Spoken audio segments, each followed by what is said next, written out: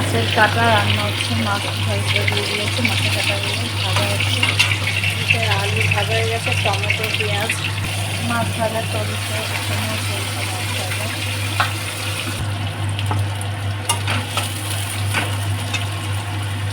পেঁয়াজ দিয়ে দেওয়া হচ্ছে, সব মশলা দিয়ে দেওয়া,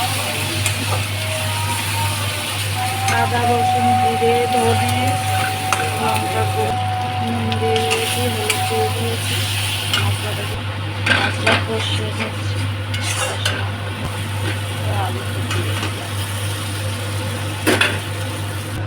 মাছের কাঁটাগুলো দিয়ে দিয়েছি,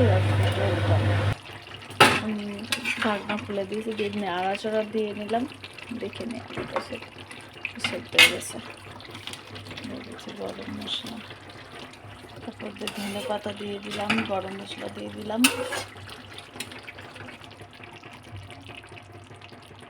আমার মাছের কাটা রেডি।